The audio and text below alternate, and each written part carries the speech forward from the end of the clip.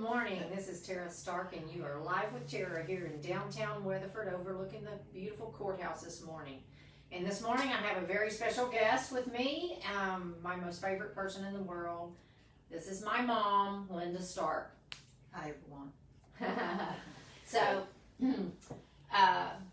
we want to start right off the bat, and my mom we have 6 brothers and sisters. We have 10 grandkids.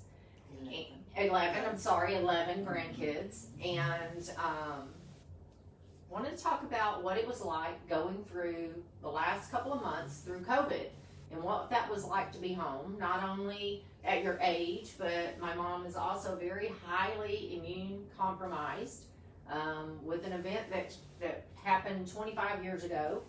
And to her lungs, she's been on a ventilator and understands that process and what happens when you go through it. And so I just want to back up to mid-February. I know that I placed a call to you on March 1st. Yeah. And I told Mom after the first person in the United States had died, because in mid-February, I kept thinking that it was going to stay in China. And so once the first person in the United States passed away, I called Mom and I said, Mom, I'm not going to come see you anymore. And it was because I was around a lot of people and we just didn't know anything then. And I said, I can't come. I just can't come. So I'll let you just kind of take it from there. All right. I hated to receive that phone call because I love seeing my kids and I love the hugs that we get and all the fun times. And we had actually been in Louisiana for a funeral for a relative of mine, and that's when I had first heard of it. This was in late February, and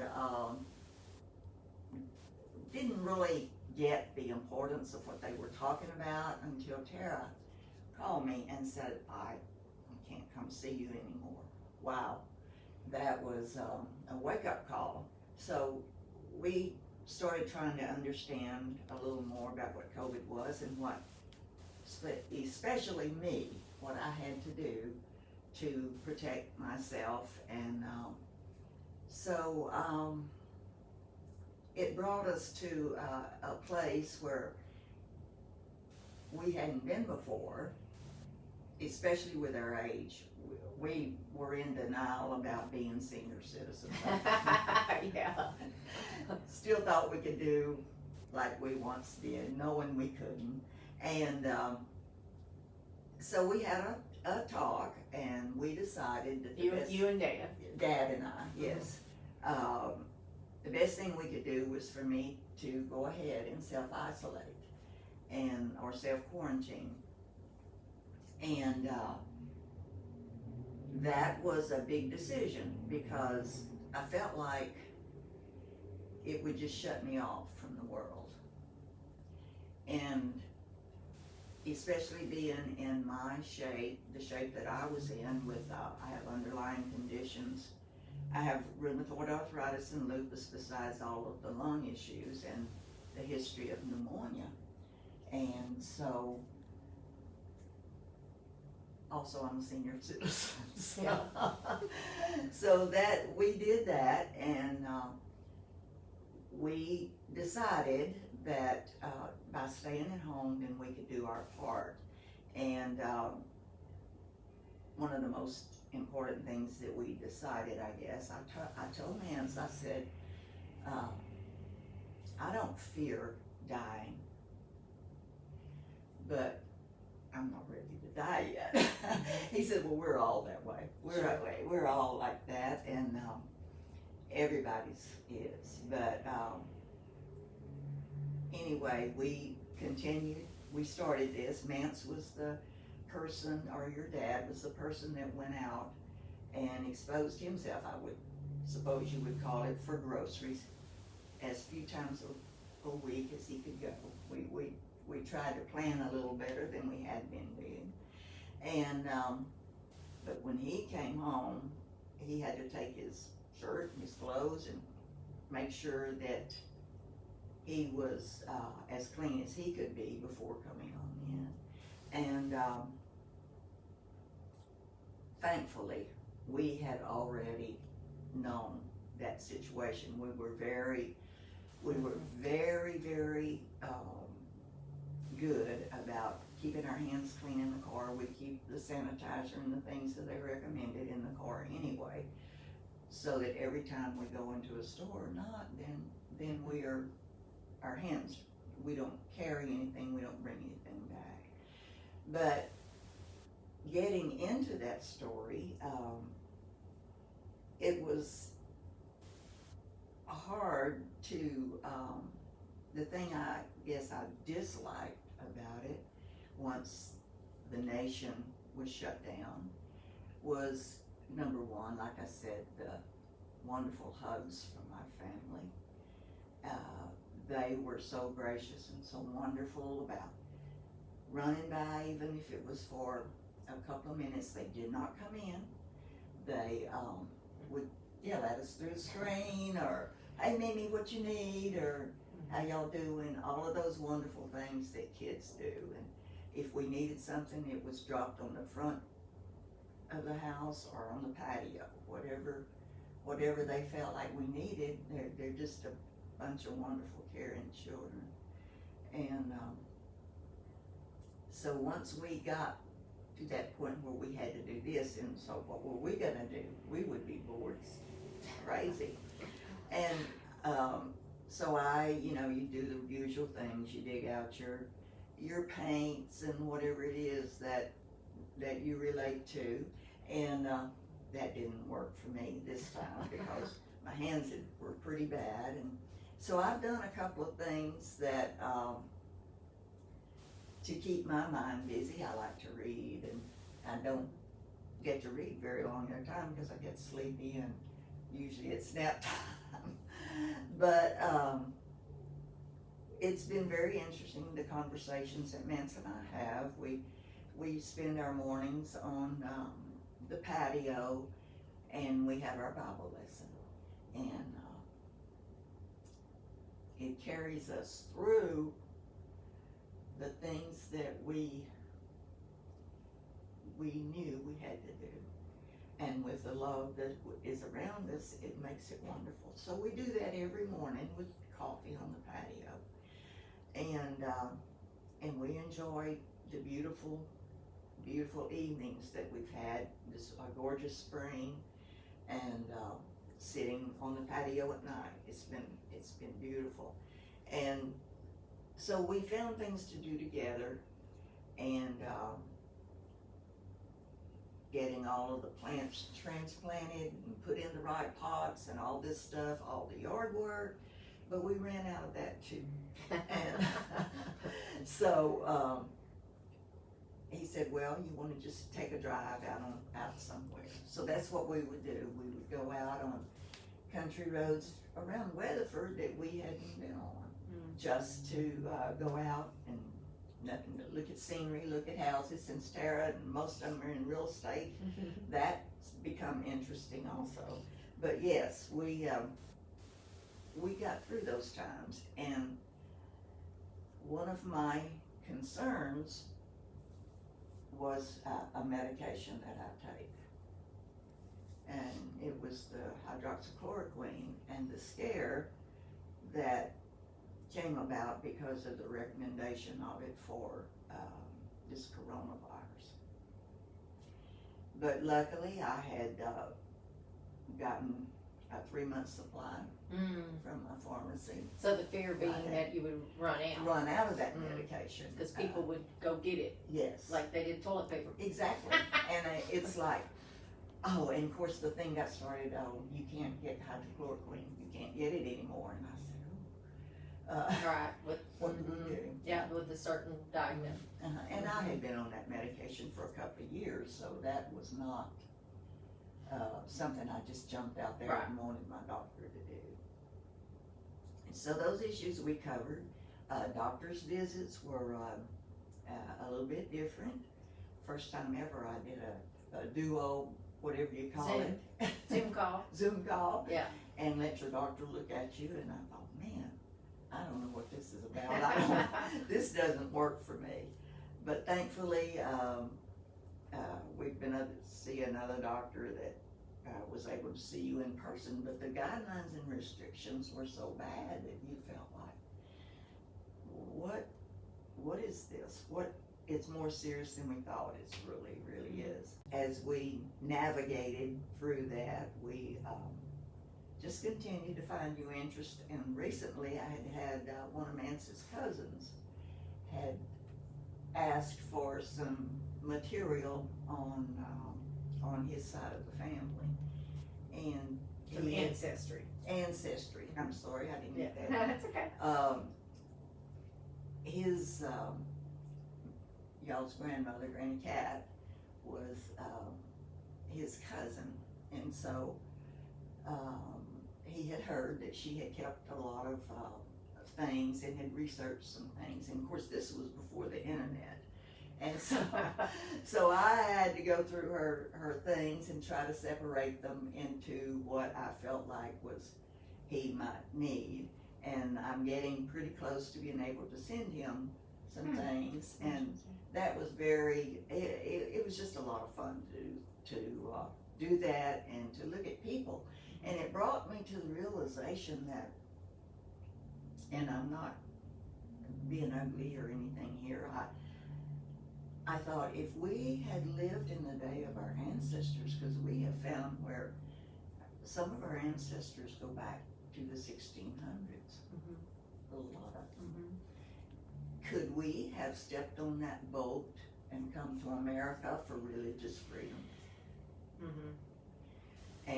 And what did they have to do to be able to stay alive? Could this generation, your generation, and my grandkids, could they do this? Yeah, are we brave enough, or are we tough enough? Are we tough enough?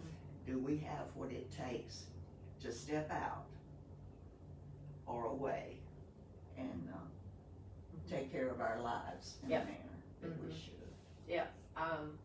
I always say that for such a time as this, yes, that we're born for such a time as this, and I've always given thanks that I was not born in the late 1800s with the covered wagons running across America, because I felt like I would not have made it. I would not have crossed the first river. I would be living on the East Coast now, because I do not like water that I cannot see the bottom of, or snakes. So, and I like air conditioning, so I would not have made it very well back then. And so I always gave thanks that I wasn't born back then.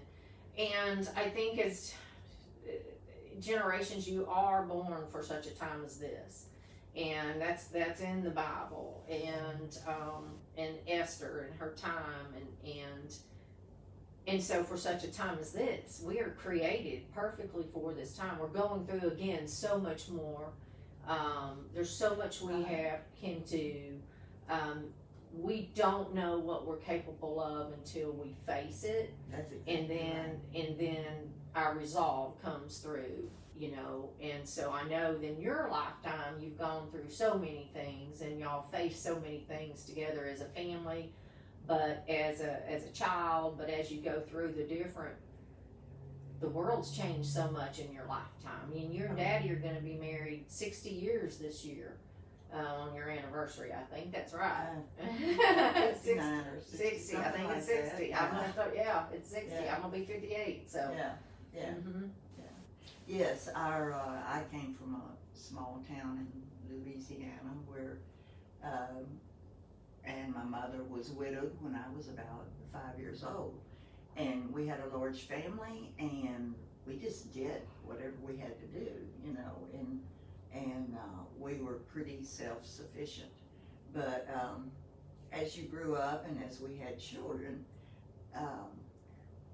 I had made a conscious effort on how I wanted my children to be raised, and starting with manners and all the education, all the things that I knew would make them prosper in their world. And so we started that process. We were both pretty stern, I suppose is the word. And we had wars, but it's ended up very well, and I always went to bat for my children. Anything that I thought wrongdoing, something might happen at school, things were not as they should be, and I've tried to always address those things, and there were a lot of wrongs done right, but they were righted, and you had to just know that you had to go to the right people. You had to stand up and say, that's not right. This is my child, and I know that's not right for all the children. And I remember an instance, we moved around a lot. yes, absolutely. And I was born in Maryville, Louisiana as well, and Daddy, so all our kin folks are there, and then we moved away to Crockett, Colleyville, up into Oklahoma, back to Baton Rouge. Dad's a horse trainer, and so, but I remember an instance in the 7th grade, and I had qualified, went to regionals, and I qualified to go to the state. I won an award, went through the process in social studies, I think, but I got to move on. I got to advance, and we were going to go to compete at state, and it was going to be held in Baton Rouge, 150 miles away. And I don't remember if we were going to have to stay the night or what the deal was, but it was in Baton Rouge, and it was going to cost us $30 to go. And they sent home a form to fill out to give permission for you to go and for you to pay your $30. And it wasn't, and Mom got mad and decided that just wasn't right. And the reason it wasn't right was because the education for so many years was not as, seemed as valuable as football. Exactly. So it was about because the football boys went to state, and the football boys could stay in a hotel, and the football boys could have a state dinner at no cost to the football boys. And she decided that was not right. That we, with our education going to state, could not be supported by the school. And so I didn't get to go. And because we took a stance. And Mama's stance, she turned that paper over and she wrote a letter to the school. And so I took the letter back and I turned it in. And I went on about my business, and it wasn't about the $30, but it was about those that had qualified that couldn't pay it. Yes. And that it wasn't right to ask, and that there were some that could not afford to pay it. So I turned my letter in, I think to the office, I don't know, and at midday of the day, here comes the principal and the secretary, and they pulled me out of class. What is this? I'm like, well, you can read it. So you see where I could maybe get my feistiness from, and my stand up to things that I feel immediately aren't right, but that was a stance, and I did not go to state and compete because we took a stand, because it was wrong. And we always, Mama always, and Daddy stood up to, just because that's the way it is. And they changed, and I feel made changes in school district policies at times because they stood up for what seemed to not be right. And I always admired that, and I'll tell those stories about those times. And when teachers against the web and Bodie at different times, and things that you discover about, and she's like, I know my kids, and and they would march up there and defend us, and that was always so cool. We knew they had our back, and our family is extremely loving. One of the other things, you and Daddy were very young when y'all got married, but yet you decided what you wanted your family to be like, what you wanted them to stand for, what your expectations, and that everybody to go to college, and y'all set those out early, and that do the best you can. Yes. Didn't matter what our grades were, but when we came home, is that the best you can do? And so, different instances I remember about that, but that was, and of course, my brother is older than I am, and my sister, so there's a 14-year gap in between all of us kids. There's 6 of us, And so, and the world changes as that goes, and times change, and they moved around again, and as those older ones moved out. But the one other thing, other than, you know, the manners, we were just and I don't recall it being stricter. It was just the way it was. It's the way it was. And the chores and the different things, and we grew up without money, but I never knew it. Yeah. I felt like the richest kid in the world. Of course, I got to ride horses, so I was happy. But y'all also chose to tell us and each other, I love you. Absolutely. And a lot of people don't hear that. And y'all made a decision, a conscious decision as kids, that you would tell your kids and each other, I love you. Yes. And so we are a family that is we hug brothers and sisters each alike, tell each other we love each other, we hug each other every time we see each other, every time we get off the phone. Doesn't matter if I talked to you 5 minutes ago, it's I love you before you hang up. And it's just a natural thing for us to do. It is. It absolutely. And so that's we are our choices that we make every day. I'm exactly where I am based off every choice I've ever made. However, I'm also a product of those that raised me, the things I've seen, the things I've witnessed, the things I've experienced, you know, they're part of our story. Right. We do get to make choices, and y'all made that huge choice. Yeah. As a young family. Well, just to interject in there, your father had shared that with me. He said, my daddy never told me he loved me. And so he did not want his children to be put with the feelings that brought to him. It just killed him and affected him still today.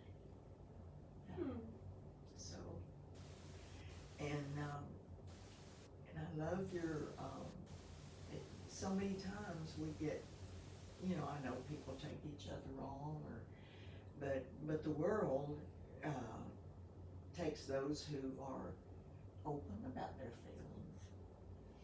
A lot of times they take it wrong, they don't understand. And I love what you put out there the other day that said, that I love you. It was, and I love you. And how can you say you love me, you don't know me? And the answer was, if you can say, I hate you, and you don't know me, but I love you. Yeah. It's a very, very, it's a world like that. So many children not raised with a moral compass, I guess is what it is, or a feeling of belonging. But I just appreciate all my children so much. Wish we could spend more time together. And we have made a special commitment that we cannot always be together on the big holidays, Thanksgiving and Christmas or Easter.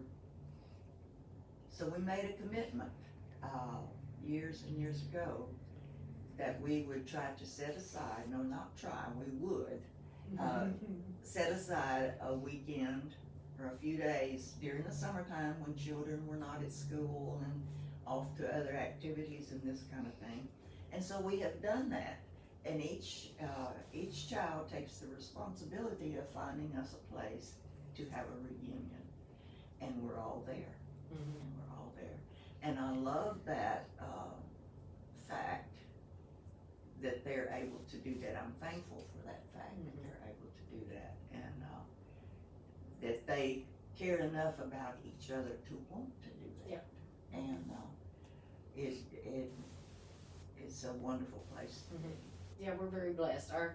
every one of us is different, and we're very blessed that we all still get along. We find a place that we can go all be under the same roof. And whoever gets there first gets to choose the bedrooms, and then whoever gets there last might sleep on the floor. But that's important to us to wake up in the same household together. Absolutely. When we go home for Christmas, same thing. Whoever gets to come home to mom and dad's for Christmas, it's the same thing, a fight for the bedrooms. But we get to be together, and that's so important to our family, and we're very blessed to all get along and care about one another. So during the COVID deal, I will tell you, I'm gonna drink a bit of water. Watching the other people with seniors, their parents, grandparents behind glass doors, and going to see them and talking to them through glass doors, I wasn't sure I could do that. Yes. I just was not sure how I would react. Yeah. So I put it off a little bit. And I would get emotional about it, just thinking about doing it. And then the first time, I can't even remember, we bought you some flowers or something. I don't even remember which it was the first time, but once I did it, I was fine. Yes. Lauren and I'd come by, I think, I don't know which time that was, and we visited with y'all, but it was the thought of it. It was seeing other people do it, and the thought of it is like, oh, I don't know if I can do that. I can do that, right. But you do, and we got through all that, and that was great. And then, as the entire country went to closing down, and it was going to be 30 days. Well, Mom's birthday is April 30th, and so went to knowing that was going to be a milestone for many things and many reasons. And so we orchestrated a surprise party, and we had seen all of the drive-by parties, and I'm like, we're not just going to drive by and just wave. And so if we can be outside, social distance outside. So we orchestrated, there's 4 of us kids that live right here in the Weatherford area, and 2 are still in Louisiana. And so we organized a party, because people usually on her birthday drop by through the day, so she didn't get nobody come by. She got dressed, put her makeup on, and nobody showed up. And so we surprised, we all met at Lauren's house, and which is right around the corner. They live in the same neighborhood, and got together and went over there together and surprised her. And we had it set up that the other 2 brothers would connect on a Zoom call. And so bring your lawn chairs, and that's what we did. So we arrived honking through the streets. Oh my gosh. And honking. Yeah. The whole neighborhood was like, what is going on? And it took us a while to get them outside to see that it was us, and we didn't quit honking until they came out the front door. And surprised them, and we were there, and then we just all went into their backyard, which is big and lots of flowers. Mom's flowers look great, and beautiful spring. but that was a really special moment to get to be together and see one another. So all of us see each other. I had not seen my sister and her family. I saw my 2 brothers. We are in real estate together, but the extension of the families, I had not seen them. Right. It was a big surprise, and we had not planned anything for that night because I, can't go out and bring something, and Nancy could go out and pick up something. But we're sitting here, and I'm going, boy, that sure is loud, man. You got your phone too loud. And he said, my phone, I'm not even on my phone.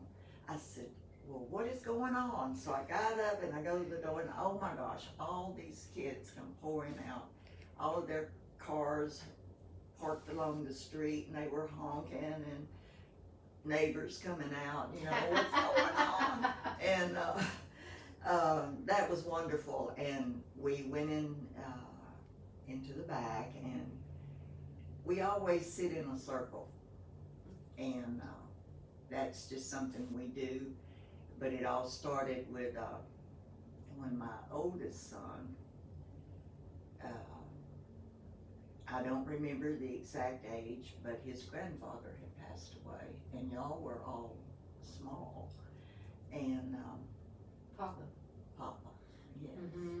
And we were at the graveside, and he got really emotional, and we just put our arms around every one of y'all. Y'all came in and we formed a circle. And one of Papa's sisters, Aunt Mary, her friend said that is a circle of love. And to me, that's what it's always been. Mm-hmm. And so we sat in our circle and we talked to each other best we could, and everybody talking at once. And then Tara and Lauren brought out the notebooks and the phones and whatever else we looked at. I was so gone by then, I wasn't sure. And we had the children in Louisiana there in front of us, On the able computer, to talk yeah. to them, able to talk to them and see their faces, and to let us know that we loved them. And of course, they were the same, and they become very emotional, and it was difficult. You just wanted to hug them, and that's what I want to do to all my children when they're, you know, that something is bothering them, and he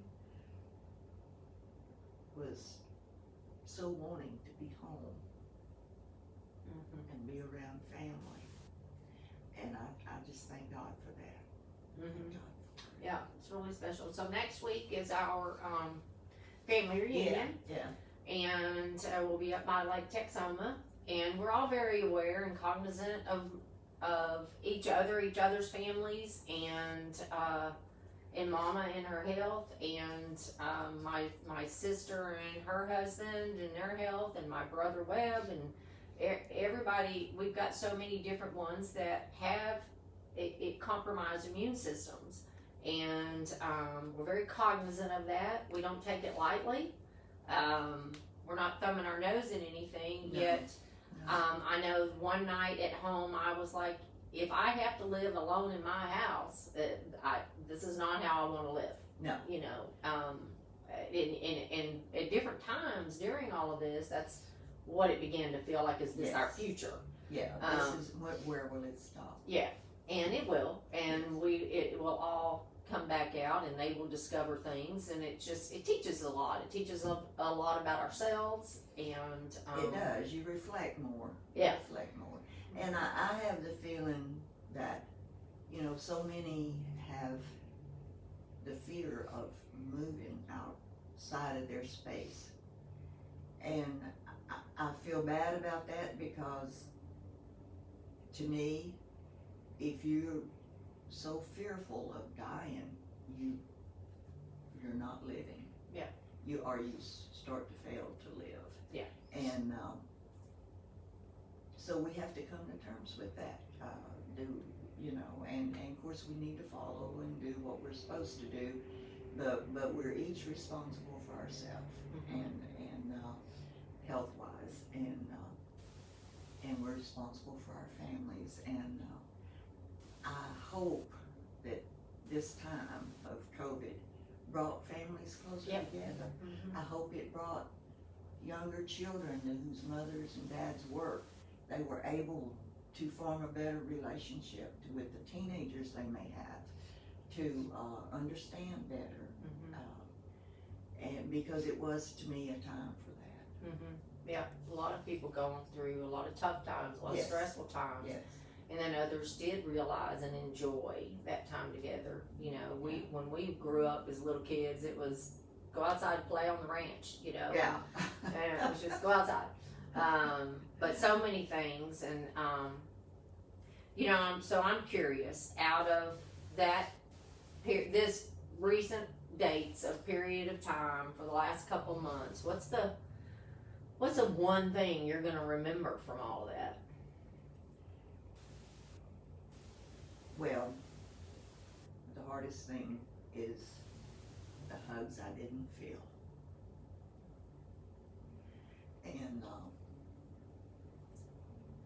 that is very personal to me. It's very encouraging. Even you may be down, but a hug does wonderful things. And that's what I have missed the most. And I bring that out because I want all my family to always love one another and take care of one another. They do that already. They're so generous, and I want them to have a family relationship all of their lives. I want their children to have relationships with their cousins, and to always remember that they are loved, always. That to me is the most important thing. And I do have to add one other thing that came out of it, is freedom. You do not know or think about freedom until it's gone. And by freedom, I mean the freedom to just go out and shop and go out to dinner whatever time you wanted to, or just run down the street and see your kids a minute. Any of those things, those are freedoms that we have. And I hope that our family can always stand up for those freedoms and remember the country that you live in. Yeah, awesome. Yep. So, I love you, Mama. I love you too. Thank you for having me. Thank you for coming. So until next time, we'll see you soon.